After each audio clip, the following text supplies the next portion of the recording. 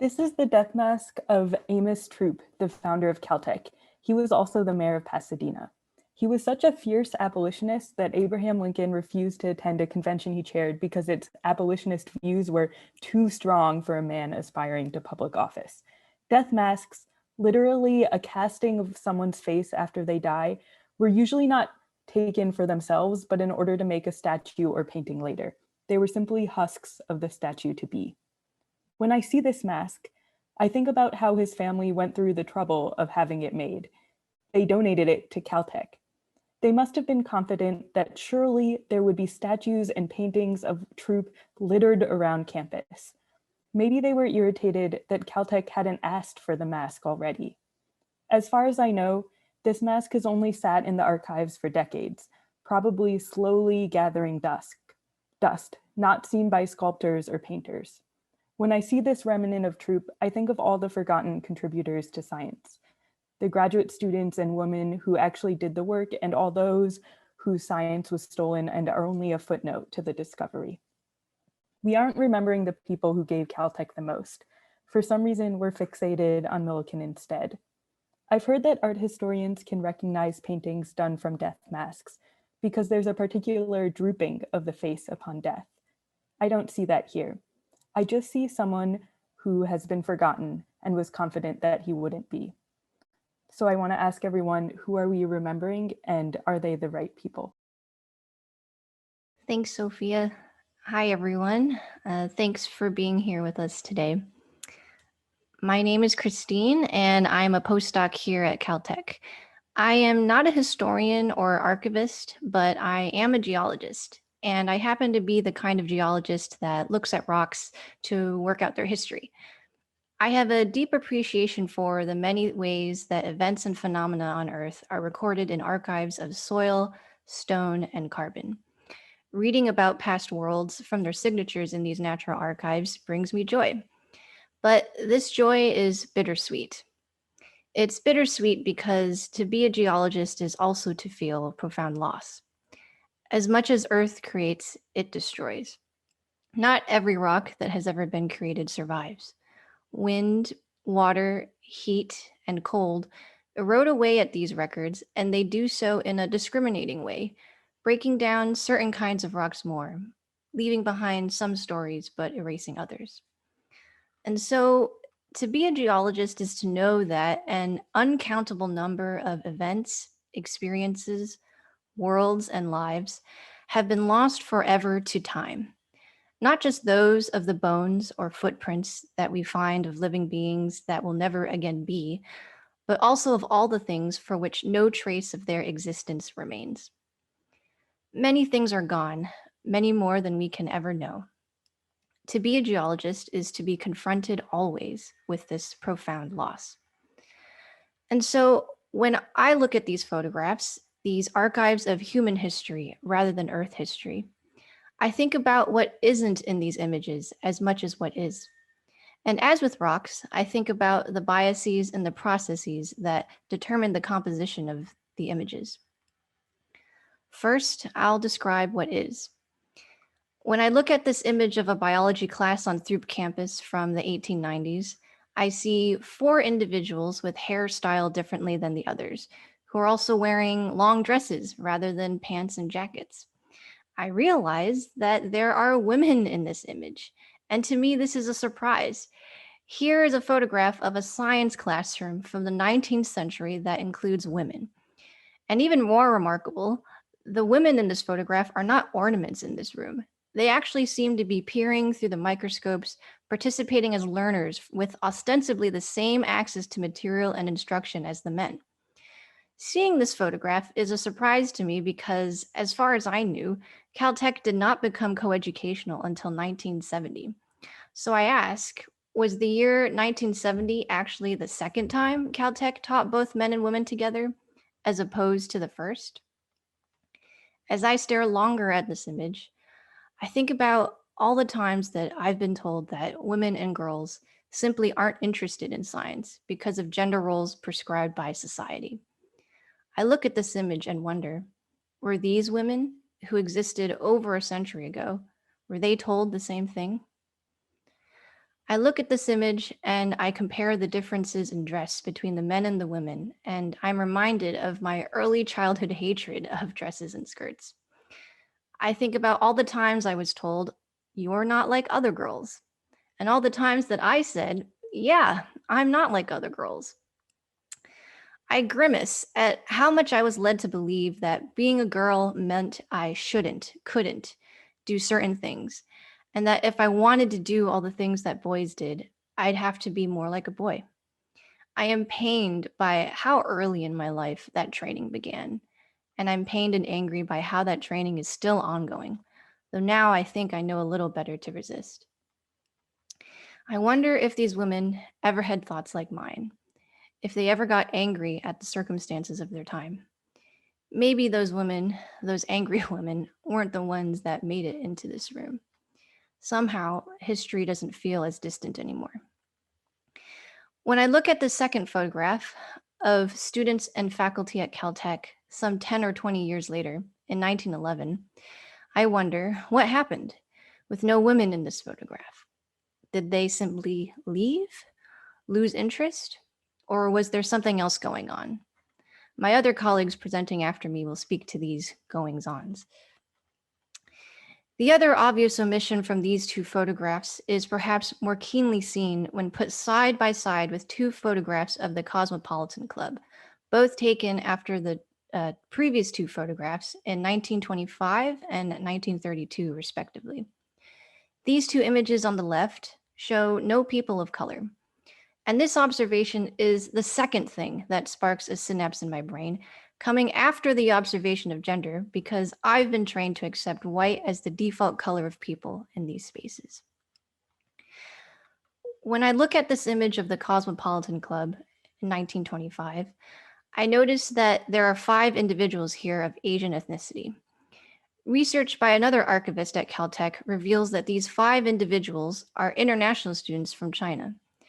Upon learning this, I wonder, at this point in time, the Chinese Exclusion Act would have been in effect for 40 years, and it would stay in effect for another 20.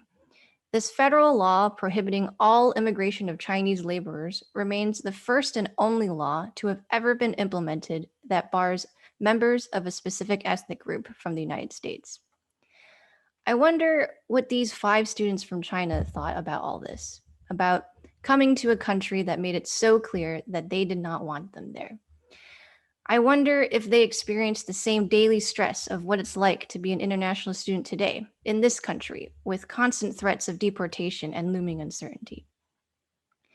I look at these 5 students from China and I see their perfectly coiffed hair and Western clothing, hair and clothing indistinguishable from that of their fellow white classmates. And I wonder why they chose to dress like this, if it was something they did as a means of survival, as a means to signal to their classmates, hey, don't be afraid. I'm just like you. A means to comfort their classmates because causing discomfort could lead to something bad, something that could harm them or be dangerous to them. Looking at these 5 faces, I'm reminded of my parents, who also came to this country from China to further their education when rules at the time prevented them from doing so in their home country. I am reminded of my name, Christine, a very decidedly English name, a symbol of my parents' deepest desire for me to be accepted in this country more than they had been, a parent's desire to protect their child, to make my name comfortable, palatable for white tongues, legible for the white gaze, to prove that we were one of the good ones, willing to assimilate in exchange for safety, willing to pay the cost for some proximity to whiteness for the chance to achieve the so-called American dream. Looking at this photograph, I think about all the ways that I've had to contort myself, cut pieces from myself, to fit into this narrow definition of cosmopolitan, or what is considered diverse. Science repeatedly asks me to check my humanity at the door for the sake of so-called objectivity, in which it defines my humanity as everything that makes me different or unique from the dominant group in the room. In this last photograph, I noticed I noticed Grant Venerable, the first Black student to graduate from Caltech and the president of the Cosmopolitan Club in 1932. Seeing him as the leader of this group, I am reminded of the incredible leaders of today's Black students and engineers at Caltech. I think about all the bridges that Venerable built, that other student leaders of color built, allowing me and others to walk as they had and have an easier time with it. But these bridges were supposed to be crossed in both directions. White people were supposed to meet us in the middle, or even come to our side to see and experience our world. But instead, we sweat and labor to build the bridges. We cross and then are told, adopt our customs, our ways of dress, our ways of speaking, our values, our ways of thought and practice. Wear the mantle of whiteness because it's simply better for you. Do this and we'll allow you to stay. We'll allow you to live. Do this or go back to where you came from. Perhaps the worst part of it all is when we build these bridges and cross them, it takes so much of us that when we turn around, we can't even go back to where we came, even if we wanted to. We lose parts of ourselves in the process, parts that are hard to get back. And sometimes I think, or rather know, that we'll never get those pieces back. So when I look at these images, I see again, as I do in my daily work, a picture of immeasurable loss. Unquantifiable, unknowable. I see the empty space of all these possibilities of what could have been. What incredible futures, possibilities, worlds are now closed to us forever because of what has already been lost. We cannot even begin to know what it is that we have lost, all the things that could have been. They are unfathomable, lost to us forever. To see this and look at this as a geologist is to know what is at stake if we continue as is, if we let the inertia of history constrain us in our human capacity and freedom. I cannot abide by the continued intergenerational loss and devaluation of contributions from marginalized groups, and I refuse to accept this loss as necessary collateral damage in the name of some narrow view of scientific progress. I simply refuse. So I hope this profound loss stays with you in the way that it stays with me. Thank you for listening. Thank you, Christine, and thank you everyone for being here with us today. My name is Betty, and I am an undergrad at Caltech. I remember that when I was still deciding whether I should come to Caltech, my biggest fear was that there won't be a lot of female students around here and that I won't be able to find my space here. Gladly, that was not the case. In fact, half of the students in my class were women, and I didn't have much trouble fitting in and finding support. As someone who is interested in history and in women's rights, I've always been curious to learn more about women at Caltech, and in particular, the experiences of the first few female students here. All the official public communication from Caltech that I could find stated that Stephanie Charles, Deborah Chung, Sharon Lon, and Flora Wu were the first women to earn undergraduate degrees at Caltech in 1973. So up until really recently, I assumed that Caltech, founded in 1891 and initially assumed the name Throop University, had no female undergraduate students from the 1891 to the 1970s. And I recently found out that that was actually not the case. I'm here today to share with you some interesting fragments I found from the 75-page document, the 12th annual catalog of the Throop Polytechnic Institute, which later became Caltech for the academic year of 1902 to 1903. In this catalog, under general information, I was shocked when I came across this statement, and I quote, Throop Polytechnic Institute was established to furnish students of both sexes and of all religious opinions a liberal and practical education, which, while thoroughly Christian, should be absolutely non-sectarian in character. The Throop Polytechnic Institute in 1902 was comprised of 5 schools. The college has 3 departments: chemistry, electrical engineering, and the natural sciences. and upon completion of the required work of study, students are granted with a degree of BS, Bachelor of Science. The catalog listed all students enrolled in each of the schools at the True Polytechnic Institute. In the academic year of 1902 to 1903, there were 14 students listed who were enrolled in the college, and among them were Elizabeth Grinnell from Pasadena, Inez Louisa Loveland from Riverside, Malde Lewis Nicholson from Pasadena, Carrie Ross Wigard from Las Casitas, Mabel Websters from Pasadena, and Helen Wood from Glendora. That is the total of 6 women out of 14 students. The catalog also listed all the past graduates of the True Polytechnic Institute since 1895. The first college graduates graduated in 1896. From 1896 to 1902, there were a total of 11 students who graduated from the college, and 2 of them were female students. The first female students, Diantha Hayens, graduated in 1896, among the first 2 graduates of the college. Aside from the presence of female students at the True Polytechnic Institute in the early 1900s, there were also several female faculty members listed in the catalog. They included Mrs. Jenny Coleman, Professor of English and History and librarian, and Agnes Mary Claypole, Professor of the Natural Sciences and curator. Reading this catalog left me perplexed. I want to learn more about this piece of history, more about the experiences of these female students and faculty members, but I have a more burning question in my chest. What happened?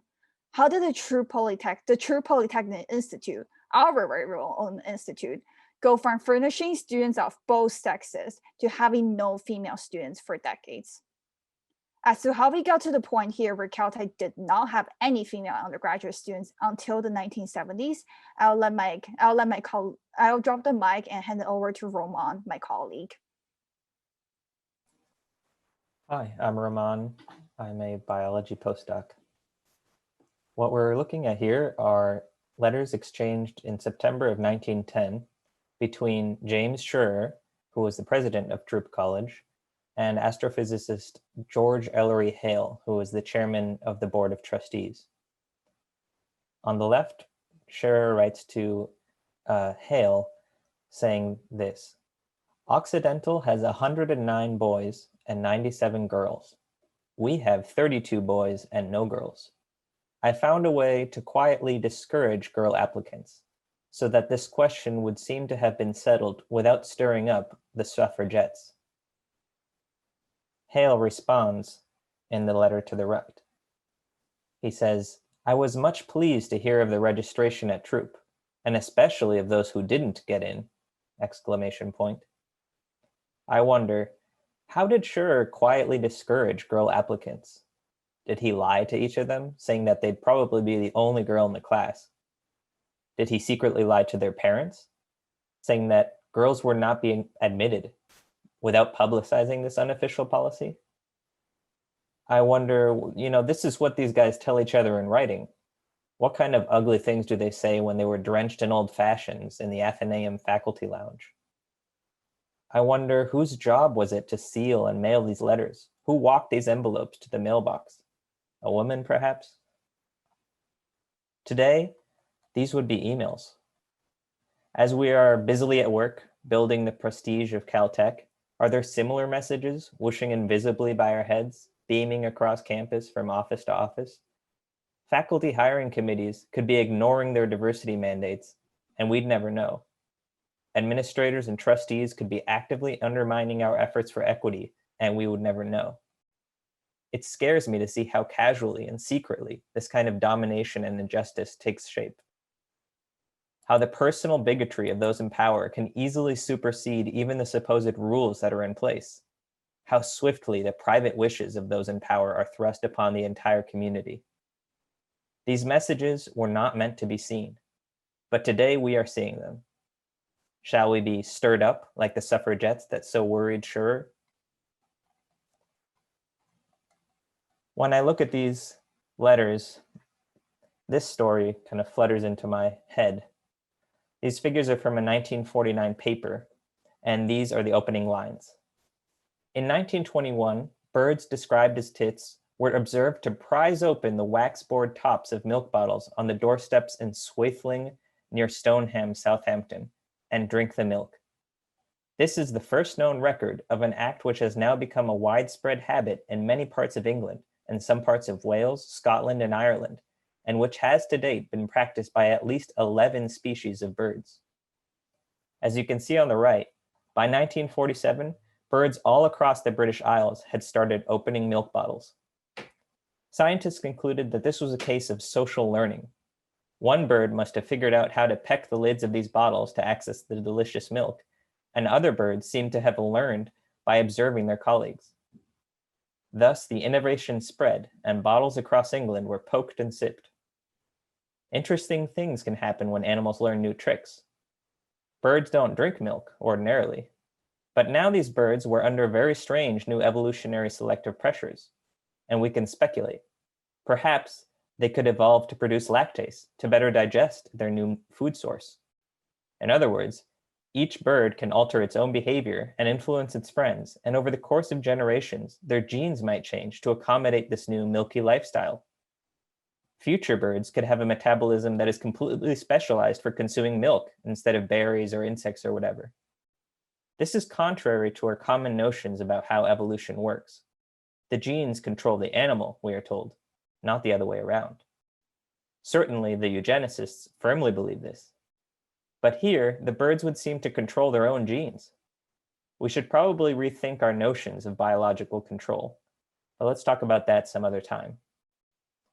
In this possible future, when we live among milk-specialized birds, we may not remember that birds once ate bugs instead of milk. We may just think that this is what birds are, and this is how birds will always be. We probably wouldn't imagine a bird catching a bug, thinking it's delicious, and then teaching all its friends to eat bugs instead of milk, and bringing forth a future of insectivorous birds that lack lactase. Back to our story about Caltech to conclude. At first, Throop College was co-ed. Boys and girls sat side by side, peering through their microscopes. Then, one year, President Schur acted explicitly, secretly, and informally to banish women. A sleight of hand to advance the interest of he and his privileged male colleagues. That year's class would have only boys, but not because of any actual rule in the books. At that point, it was just a matter of codifying the status quo as an official policy, like some immutable gene in Caltech's bylaws. It took decades to undo this new man-made reality. These histories remind me that we can peck at our surroundings to find a more nourishing world. You know, like those birds did with the milk bottles. Thank you. My name is Tamara, and I'm a postdoc in geological and planetary sciences. The end of this piece reads, "The present rapid growth of Southern California, the influx into it of a population which is twice as largely Anglo-Saxon as that existing in New York, Chicago, or any other great centers of this country, the preceding establishment of the Mount Wilson Observatory, the Huntington Library, and the California Institute, the geographical and climatic conditions all combine to make this a time and this a place of exceptional opportunity." The language used to describe how the climatic and geographical conditions make Southern California a space ideal for advancement of the Anglo-Saxon race reminds me of texts I've been reading by geologists in the 19th century that use landscapes and climate as a way to explain racial difference and to justify the superiority of what they call the Nordic races. There's this idea that certain landscapes or climates are optimum for the development of civilized races, while other landscapes are not, and are thus destined to be used by these, quote, civilized races. Here the authors say that Caltech will become, quote, as outstanding a center of research in the field of all the sciences as the world possesses, end quote, based on these favorable climate conditions, like lots of sunshine, combined with the location of California with respect to Asia and the, quote, influx of Anglo-Saxons.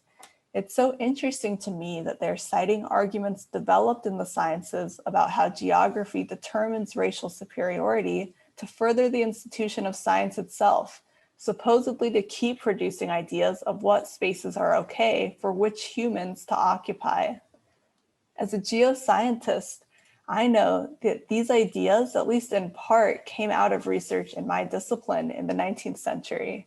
How can I understand my role in this field, and can I understand it as different from the role of geologists in the 19th century? A big part of geology today, as well as in the past, is describing space. And the words that we use to describe space are not neutral.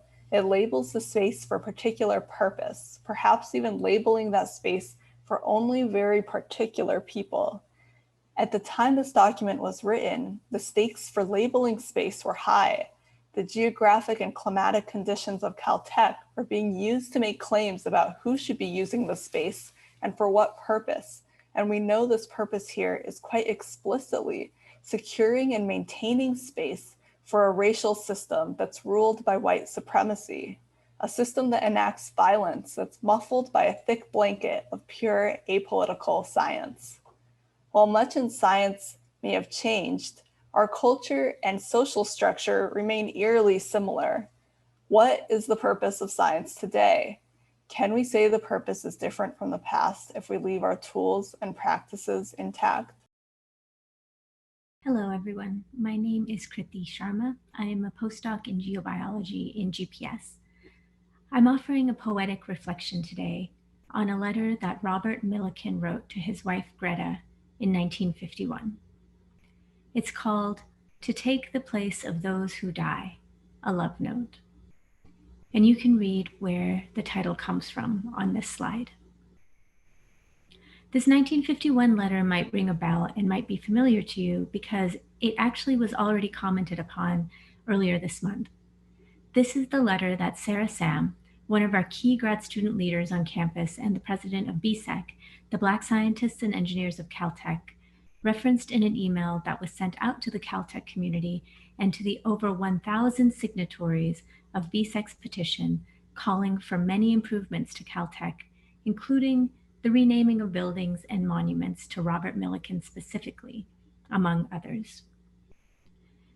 Here, I'm just lifting up and highlighting the piece of Sarah Sam's email that references Millikan's 1951 letter as part of the reason that Sarah resigned from the Naming Task Force, or NTF. At least 4 committee members and 1 speaker denied the pertinence of racism or racial inequity to the issue of building renaming, the HBF, and eugenics itself. The committee read archival documents written by Millikan himself, including a letter during his 1951 trip to Mississippi stating that, and I don't need to repeat or amplify Millikan's words here, his words are just up on the screen. Sarah continues, because this quote is from an archived letter to Millikan's wife, Millikan's belief that Black people are unfit to hold political office or even vote was written off by NTF members as a private view. I feel this characterization of his racist views ignores the impact they have had on Caltech's legacy. I later told the committee that I could no longer engage in recruiting racially minoritized prospective students given Caltech's memorialization of blatant racists like Millikan. So I don't have anything to add to what Sarah Sam is saying here. I'm sharing this excerpt here to amplify her words. If you've not yet had a chance to read this email carefully, I invite you to do so. And to just say, Millikan's 1951 letter has already been commented upon very recently, regardless of what I have to say about it. The letter is an old document from about 70 years into the past, but it's very much a living document, informing and shaping the present, right now. And now, Sarah Sam's email will also live in the Caltech Archives as an historical document for future commentators to hold and to reference, an archive of the critical and deeply undervalued work of student leaders and workers to positively transform this institution, and an archive of the Institute's failures at a critical historical moment. So this 1951 letter is from the past, is informing the present, and has already generated commentary as an archive for the future. The future is actually where I would like to comment from. My poetic reflection on this letter, what Millikan called a love note, is speculative and futuristic, rooted in a speculated future, far beyond our current limitations, and is written in honor of those who, like Sarah Sam, walked away. To take the place of those who die, a love note. My sisters and I climbed the peak once known as Wilson and gazed down over Tovangar. My companions continued, created camp, shelter, laughter, food, beneath the old observatory. The lenses had been melted to the most beautiful glass rivers. They had lost the precision to map the dark, gained the freedom to flow.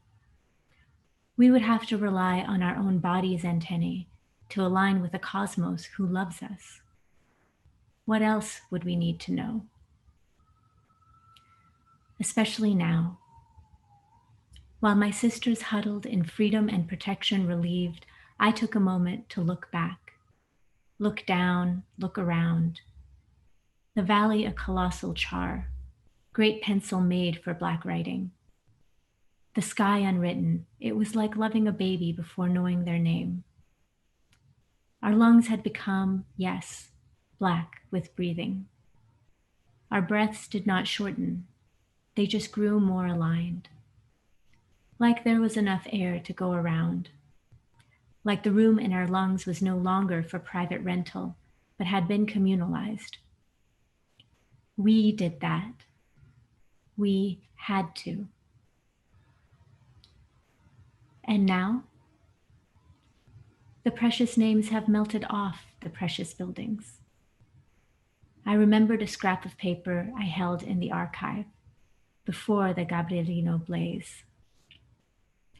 Never had I read a love letter with so little love in it. What was he saving all the love for? What were any of us? I had told him quietly in the hush of paper and dust. Despite your careful precautions, the precise documentations and neat grids, this is not a fire that can be contained. You will set it to purify, but it will jump the line. Exterminate and sterilize, take the place of those who die. The ash will be so obedient and pure, white enough to be worthy of your heart, fine enough to choke up the little love in your lungs, the little love left in your speeches and pen. Everything is burning, and whose hands will you hold then? Earth is tilting towards dark now. Soon Venus will rise above the blaze, hotter still with love than any man-made flame. My dark sisters protected, we wait for the sign of a planet worthy of us. My eyes are needed there now, set faithfully on the faithful light that blesses both dusk and dawn. My name is Charles, and I'm a postdoc in history of biology. Today I'll be talking about a photograph taken in 1917 of a dormitory on Caltech's campus. It was called the Old Dorm and was home to about 60 students. I find this photograph evocative of Pasadena's strikingly beautiful landscape. We can see a faint silhouette of the mountains rising in the background, and the dormitory is nestled in a lush profusion of trees. The dense woods surrounding the dormitory on three sides sharply contrasts the neatly manicured orchard of evenly spaced fruit trees in front. The woods behind the dormitory, we can see, contained a variety of trees growing tightly together, creating a space likely inhabited by countless plants, animals, fungi, and other life forms. These organisms, we might imagine, depended on each other in irreducibly complex ways. They were constantly competing and cooperating with one another to secure what they needed to survive, thrive, and propagate. The orchard, by contrast, contained only fruit trees, arranged in regularly spaced rows, regularly tended to by human growers. While living things from the surrounding forest surely ventured into this space, perhaps to pollinate its blossoms or surreptitiously eat its fruits, the orchard existed primarily for the pleasure of people, and relatively few people at that. The trees in the orchard were selectively bred and arranged in the soil so that they took on qualities deemed desirable by human breeders and planters. Unlike the unpredictable forest surrounding this plot of land, the orchard was a straightforward means to a well-defined end. It existed to please the eyes and taste buds of the people around it, including residents of the dormitory. The words cultivation and culture share a common root. In some uses, the meanings of these words overlap. Culture can be used to mean the rearing of a plant or crop, or the rearing of certain animals in the production of natural animal products. Of course, the term culture also has meanings that we attach specifically to humans. In this sense, the word refers to the distinctive ideas, customs, social behavior, or way of life of a society or people. Returning our attention to the photograph, we might ask ourselves about the function of the dormitory building. What kinds of people could pass through these doors? What lives did they lead as they learned and studied? How was their time regimented? How did their experiences here and in other spaces on campus shape these people?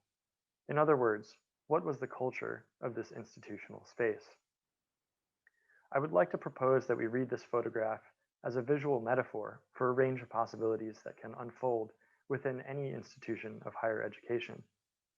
As students and teachers, we inhabit structures, both physical and social, that have real consequences for who we are and what we might become. If our educational institutions are tended like fruit orchards, they will only allow certain kinds of people to exist within rigidly ordered and hierarchical spaces. Like the plots of fruit-bearing trees, such institutions will function largely as a mean to an end, and that end is to produce more of the same. To conclude, I would like to think about how an institution of higher education might come to look more like a forest than an orchard. Such an institution would create spaces for many kinds of people where they live and work together, achieving goals that are interdependent yet not predetermined.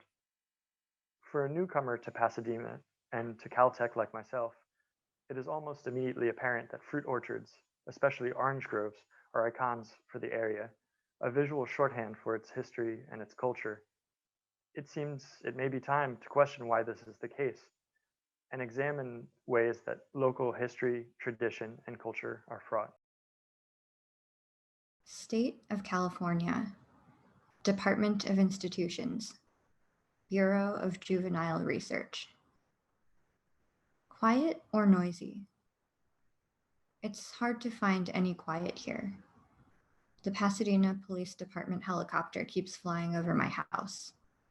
Besides that, I've been haunted since I came to Pasadena, and the ghosts are very loud.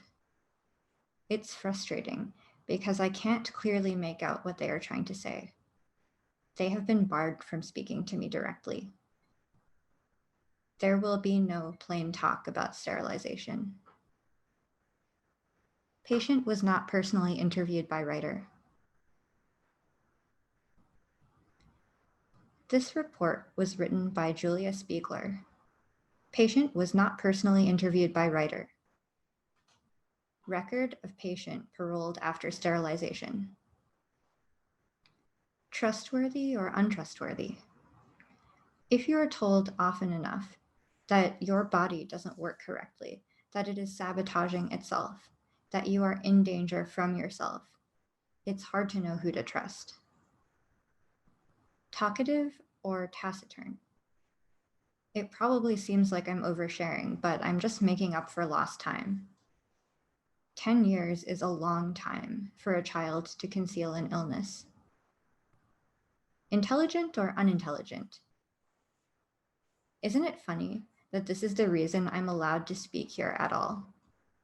It's the reason why tens of thousands of people are trying to shout through my throat, but they can't. Patient was not personally interviewed by writer. Reason for commitment: suicidal, and patient is blind. Commitment was signed by Dr. R.H. Marmon, Dr. S.K. Smith. Obedient or disobedient? She must have defied someone to end up in a state hospital. A cop, her husband, landlord? Somehow, there was a lack of patient compliance. I want to be more like her. Clean or dirty? Have you heard of the hygiene hypothesis of autoimmune disorders? Maybe a little dirt can be a good thing. Patient was not personally interviewed by writer. Record notes or comments on personality or behavior while in institution. Obedient or disobedient? Trustworthy or untrustworthy? Stable or unstable? I think I want to be unstable. I think I want to be a threat. When people look at me, I want them to see a constant flickering of different faces. I want them to see the people who aren't here. Intelligent or unintelligent? Good-tempered or bad-tempered? Talkative or taciturn? Cooperative or non-cooperative? I wonder how the doctors got consent if the patient was non-cooperative. I know the answer. Truthful or untruthful? Clean or dirty? Bright or stupid? Neat or slovenly? Quiet or noisy? Patient was not personally interviewed by writer. Sterilized on November 24th, 1931, at Agnew State Hospital. Type of operation: bilateral salpingectomy. Reason for operation: eugenic. Consent signed by husband. Neat or slovenly? It will be very neat, very orderly. It's just a little cut, you'll hardly feel a thing. Bright or stupid? The answer depends on whether or not you agree to the procedure. Good-tempered or bad-tempered? Either way, I'm sure the patient's attitude will be much improved after the burden of bearing more children is removed. Patient was not personally interviewed by writer. Date of final discharge: 4/11/1933. Reason for discharge: recovered. Patient is blind. Truthful or untruthful? I can imagine that after over 2 years in Agnew State Hospital, I would say that I was no longer depressed too. Patient was not personally interviewed by writer. 4 Caltech students protested in favor of escalating the Vietnam War. Worried about their finals, worried that they would be the ones to kill and perhaps even die for their nation's imperialists, they took time out of their day to call for their government to use chemical and other weapons instead. Some of us might take comfort in the idea that these students are no longer here. It turns out, however, that once you acquire and wear a certain set of mayonnaise-colored goggles, a number of hidden artifacts, hidden meanings, become alive. And every time I put on the goggles, I see the specter of these 4 students. They haunt the hallways and the laboratories. They haunt my inbox and the bulletin boards and the anonymous feedback forums, the illegitimate trustee-saturated task forces, every scripted town hall, and all of the identical blue button-down shirts too. Every inch of this stolen land bears their mark. Once I became accustomed to their presence, I would catch their pale gaze, and they would address me with quiet, muddled phrases, with innocent words like innovation, competitiveness, security, prosperity. The words are so quiet and ephemeral that it's as if I'm only reading their lips. I'm here to report that after years of watching and hearing them, of dedicated study, of ancestral and personal harm, of fear and of self-defense, of community solidarity, I have been able to decode their words for what they are. What were once their innocuous and one-dimensional vibrations now come to me as venom, as sound and fury. They wail, me over all else, my people, white people over all else. I am rooted in science, technology, engineering, and the arts, rooted in evolutionary history, in my father and forefathers, rooted in my culture, property, and the production of commodities. I am the cause and effect of your history, and the cosmic subject through which all experience flows. I am the universal median, and most importantly, I have a college degree in science. I have the right, they insist. They say they have the right to work for private enterprises whose toys are used to maim, disable, kill, and bring freedom to trillions and trillions of people around the world. They say they have the right to build war from 9 to 5, so long as afterwards they can eat a morass of unseasoned steamed vegetables with their families. They say that they have the right to decide who lives and who dies because a few lines intersect in a particular location, and the more intersecting lines, the more of a right they have. They say that they have the right to cut their workers' health insurance benefits during a deadly pandemic, because of course we have to be reasonable. They say they have the right to usurp nature, to impose their rules on it, and then tell us that they're just following the rules. They say they have the right to dominate raw material supply chains in service of their country and in service of their cell phones. They say that they have the right to secure their one-way border, the one that lets them and their capital move freely while keeping out all of the unwanted consequences. They say they have the right to lock people up in cages and disappear dissidents, using data-driven methods, of course. And who could forget their right to build big telescopes on sacred land? They say they have the right because, after all, how else could their all-American education ever be complete? As I take off the mayonnaise goggles for the final time, their words quickly vanish into whiteness. I see more without the goggles. They have nothing more to tell me. I stop wondering whether the specters continue their rant in perpetuity. I know in my heart that yes, of course they do. If they ever stopped, they would cease to be ghosts. They would become material, their degrees revealed to be but expensive paper tigers. But I don't think they really know how expensive their degrees really are. I feel the gentle and crisp light of two moons falling on my brown, disabled body. One bears down heavily with the weight of my kin, who have transformed my flesh and blood into a community. The other suspends me in the long-awaited promise of social alchemy.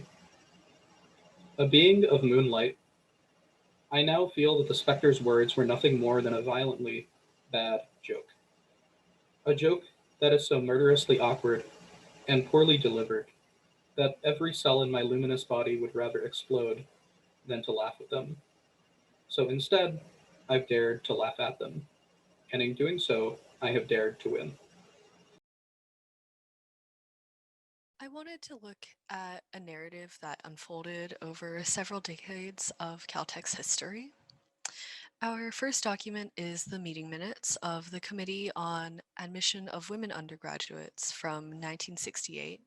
Our second is a 1973 letter, and the third is a 2005 article analyzing some past events relating to women at Caltech. Looking into our 1968 meeting minutes, a detail that immediately jumps out to me is that the committee is all male. And in this particular meeting, they're focused on the facilities that they think would be necessary for female undergraduates to have if they were able to attend Caltech. These included a hair drying room, a powder room with a cot for emergencies, a dining room, but not actually for daily eating, just for entertaining guests. And while all of these on their own are odd, it seems that the meeting itself is rather routine and dry. However, a second letter recontextualizes the committee's intense focus on the facilities for women and leads us to some possible motivations on why they had such specific plans. The letter was from Charles Newton, the assistant to the president, and written to Judith Goldstein, the university archivist, and it sheds some new light on the matter. First of all, it appears that the last time a committee at Caltech had been discussing whether to admit women or not, they were so stuck on the idea of having to build new facilities that they ended up shelving the idea altogether. The issue of building new dorms seems to be a rather important one to them. Yet in conversations with women, it appears that the women they talked to weren't very concerned by the idea of sharing dorms with men at all. So it raises the question, if the committee wasn't catering towards women, why were they so focused on building separate areas for both the women and the men? And Newton, in his letter, reveals that years before the committee had met, Albert Ruddock, the then chairman of Caltech's Board of Trustees, had written to Newton, apparently rather scandalized by a picture in a Caltech booklet where men and women were featured simply walking together. In response to the letter, Newton immediately decided that the next booklet wouldn't show any men and women in the same pictures together. So he's pretty concerned about offending Ruddock, and it's entirely possible that the committee had the same fear that men and women dorming in the same space would cause other influential members of the Caltech community to disapprove, and that this would hurt the institute's reputation. Now, I could be wrong about this, but for the sake of argument, let's assume that maintaining boundaries between men and women was the outward reason that Caltech gave for building separate facilities for them. Also in Ruddock's letter, there is a very misogynistic element, his last aside implying that women would only be admitted to Caltech for the purpose of attracting male students, who might otherwise not attend Caltech because of the lack of women. It was a view held by many of his colleagues at the time, but I would still say that his comment was in pretty poor taste nonetheless. So between reading Newton's letter and the third source from 2005, though, I was pleased to find out that there was a reason why the committee was arranging for admitting female undergraduates in the first place, and it was due to a push from students and alumni to admit them. Unfortunately, my surprise was rather short-lived, and it turns out that the third document reveals that the university wasn't choosing to admit female undergraduates for their minds or for the different perspectives they could bring to science, but rather because of the benefit that they would bring to male students. They would be able to humanize them and offer much in terms of the liberal arts viewpoints that the men wouldn't have, but nothing in terms of the science. And what was most disappointing to me is this final statement that the institution should bring female undergraduates on campus so students would not have to turn to marijuana because there would be other activities to engage in. So first of all, just my reaction to all of these different pieces is that it's just so unfortunate that instead of bringing women in for their minds, they were only doing so for the sake of the male students. And my second reaction is that all of this is actually quite ironic because the very thing that Ruddock, the chairman of Caltech's Board of Trustees, had been so concerned about, which was the intermingling of male and female students, was actually from the get-go one of the most central goals of the committee and the desire of the male undergraduates. What I find jarring about these objects is how they don't feel like historic pieces. Visually, they are clearly not from today, but if they turned up in my email inbox, the content wouldn't be out of place. Before seeing these pieces, I personally hadn't appreciated for how long Caltech had been told that its hiring practices were discriminatory against Black and Latinx people, and also for how long Caltech had been given advice on how to improve this situation. I had very wrongly assumed this problem had only been highlighted relatively recently to them. Why do the Caltech community members today have to raise action points that were pointed out to Caltech 50 years ago? Back in 1970, Caltech was told that the GRE might not be free of cultural and social bias, and therefore might be screening out minority candidates, and that they should engage with the local community and minority-serving institutions in order to increase the number of minority faculty, graduate students, and non-academic staff at Caltech. Why does Caltech have to be told this again even now? Given we have this record of something that didn't happen in the past, where is the evidence that Caltech will act today? Why should we expect change at all? As an aside, it's kind of funny that Caltech wasn't expecting this review to extend beyond the non-academic area. Review is so critical in science, so why doesn't Caltech think the review process should apply to the hiring of its academic staff? The Hammond to Ping's memo is a little window into the internal opinions on change at Caltech. Initially, I read this first sentence as showing that the review had brought to light difficult but important findings. But upon rereading, and given the tone of the rest of the memo, I don't really think that's the case. I find the choice of the word poses in the opening line quite telling. In Hammond's opinion, the review doesn't raise, uncover, or reveal genuine problems, it poses them. To me, this doesn't read like the genuine problems are those identified by the review, but instead that the review itself is the cause of genuine problems, and I wonder what he considers them to be. Hammond openly admits that he thinks there has been discrimination against women, saying it has no doubt been partly unconscious, which kind of necessitates that he also knows it's been partly conscious. Nowhere in this memo does he suggest Caltech has done anything wrong. He said that it would have presented a bizarre image if Caltech hadn't been discriminating against women, as if that justifies why Caltech hadn't tackled this issue in the past. He also says, "In candour, I must confess that I am not, at this time, entirely convinced of the merits of the new thrust. Logically, I know people must have held this opinion, otherwise we wouldn't have these problems in the first place, but it's still pretty shocking to see it written down. At this point in time, admittedly only just, Caltech had finally completed readmitting women to the institute at all levels, from undergraduate to professor.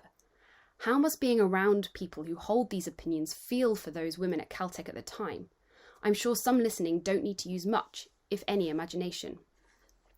Can it be that Caltech merely wants to conform, not push forward? That they'll ride the passing wave, but they won't swim out to it? What would it look like if Caltech's rhetoric of inclusion more closely resembled its rhetoric of scientific openness and curiosity? Caltech might as well participate actively in this national experiment, just appears so passive. Does Caltech not want to be more ambitious, shift paradigms, and produce transformative breakthroughs? Is it really content to play catch-up? The following line really pisses me off. Clearly, science will not be irreparably damaged by inclusion of women. It's such a negative take. It's not considering the awesome possibilities that women will bring to science, of all the cool things women will add. He just thinks that we won't break it, and that any changes we make can be undone, which is kind of like saying even though we'll be there, we won't really matter. The only positive outcomes he can find to the inclusion of women in science is to other women. Whilst yes, of course, role models are important, it's just such a narrow-minded view of what opening up science will do. Can he not see that including more women will benefit everyone? So whilst he says that Caltech should put effort into getting more women into the institution, it's not for the right reasons, and I think that matters. I feel it would influence what methods and timescales he thinks were appropriate to increase inclusion, and also his opinion of those women faculty and students who are admitted. If this is the way that only one group was excluded in one period, what does this point of observation tell us about all the other ways that others have been excluded over time?